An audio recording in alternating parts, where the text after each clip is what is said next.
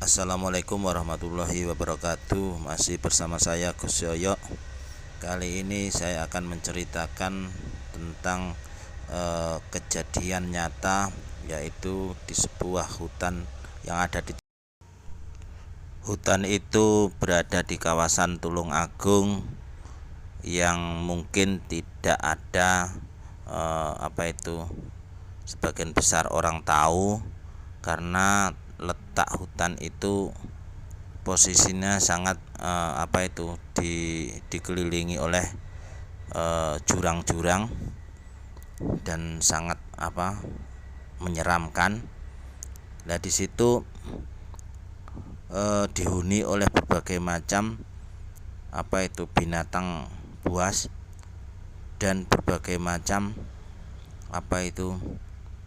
makhluk jin, siluman, juga makhluk gaib yang lainnya. Oleh karena itu, hutan itu merupakan salah satu hutan yang sangat angker, yang dihuni oleh raja siluman yang bernama Joko Purnomo. Dia adalah salah satu siluman kelelawar yang berbentuk seperti kelelawar, badannya tinggi besar, kekar, berbulu, dan mempunyai sayap seperti layaknya kelelawar. Dialah sang raja yang menguasai gua misterius yang ada di Tulung Agung.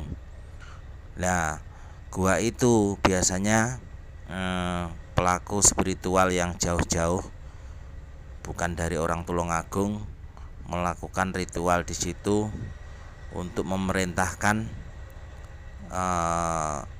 siluman itu untuk sarana pesugihan, sarana santet, sarana tenung. Di situ memang sangat membahayakan.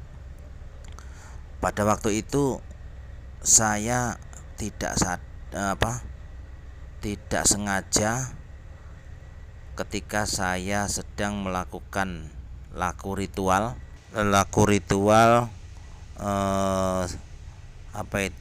saat ngambil ilmu dari guru saya, yaitu 40 hari 40 malam tidak makan, tidak tidur, tidak boleh berhenti kalau sebelum ketemu yang namanya pohon yang punya getah putih. Nah, ketika itu saya melihat seorang kakek yang di situ dia dalam perjalanan mencari rumput, dan akhirnya saya temui. Singkat cerita, saya berbicara panjang lebar, dan ketika itu beliau menceritakan bahwa putranya sedang menderita sakit yang sangat dalam.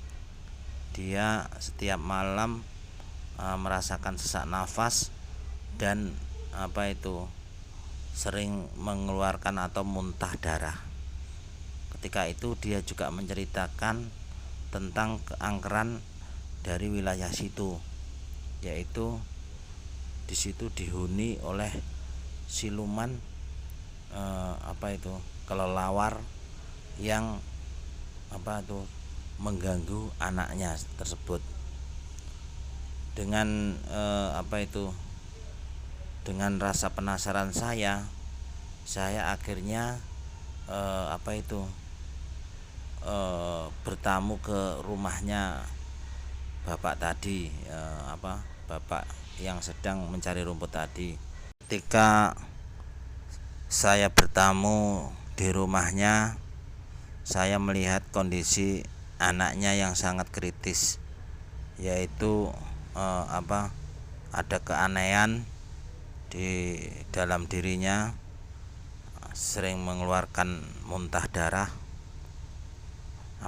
darah yang kental itu di mulutnya, dan dia seakan-akan kayak merasakan sesak napas ketika malam hari. Lah ketika itu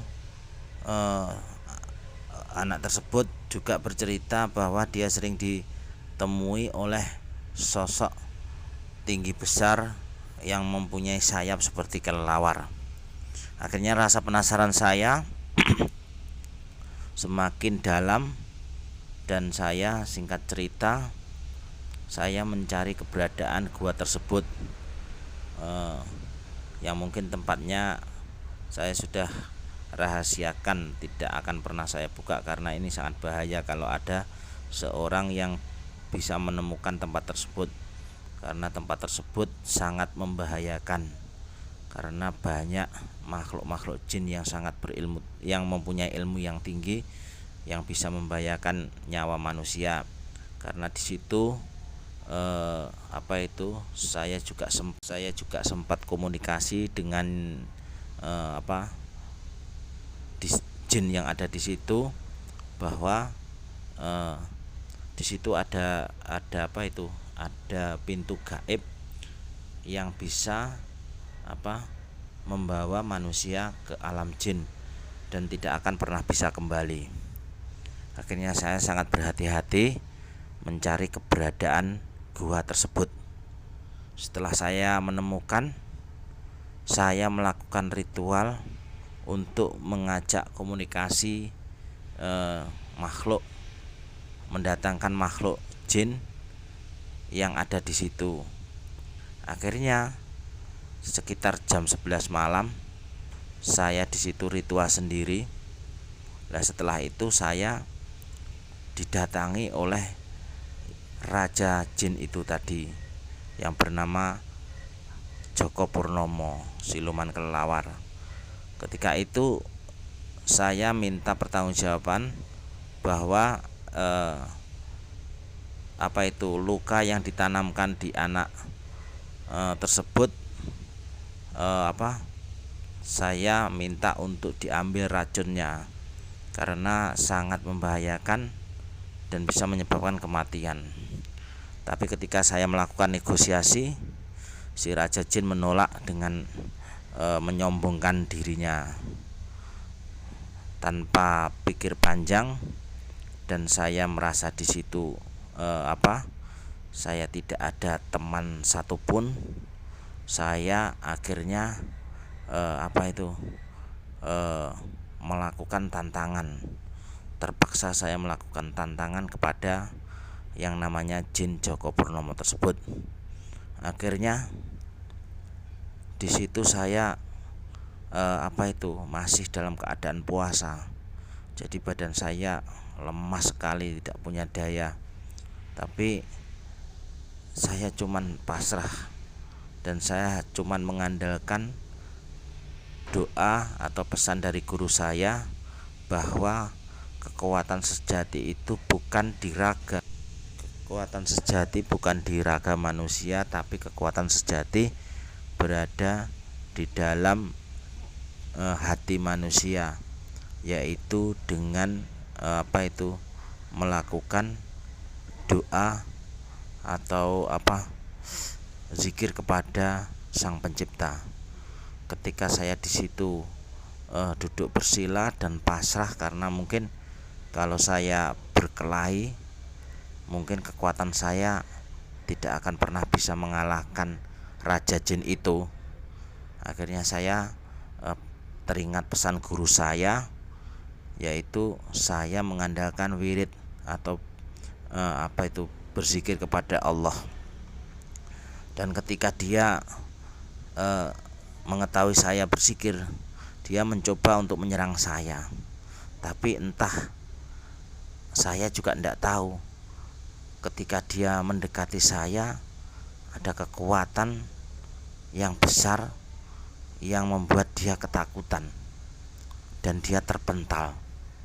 Saya juga heran, padahal umpama saya itu istilahnya dipukul, saya tidak punya kekuatan karena saya masih dalam keadaan puasa 40 hari 40 malam, tidak makan tidak tidur.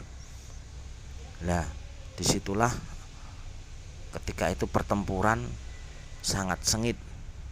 Saya menggunakan wirid, si raja jin itu, raja siluman kelelawar itu menggunakan segala kekuatannya untuk mendekati dan melukai saya.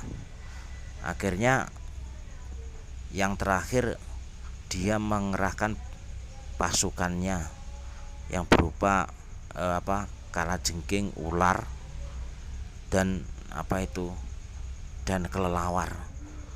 Ribuan kelelawar datang. Tapi ketika itu saya juga bingung, waduh, bagaimana ini? Tapi ternyata semua itu hanyalah ilusi. Dalam artian pasukan yang mereka kerahkan itu ternyata ketika kita wirid kepada Allah, kita berdoa kepada Allah, dia ternyata menghilang dengan sendirinya. Akhirnya satu ketika ada bisikan dari gaib, saya disuruh tahan napas dan membaca wirid yang diberikan secara gaib oleh suara gaib itu. Akhirnya saya tahan napas dan saya pukulkan ke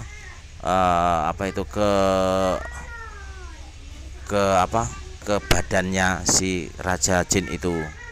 Ketika itu raja jin itu lenyap tanpa suara, tanpa ada apapun, dan tanpa ada bekas apapun. Sampai sekarang saya masih penasaran dan saya masih tetap merahasiakan tempat itu karena tempat itu sangat membahayakan. Setelah itu saya kembali menemui bapak tua tadi yang sempat menceritakan anaknya yang sakit. Saya lihat di situ ternyata alhamdulillah anaknya sudah bisa bernafas kembali dan akhirnya anaknya bisa pulih sedikit demi sedikit.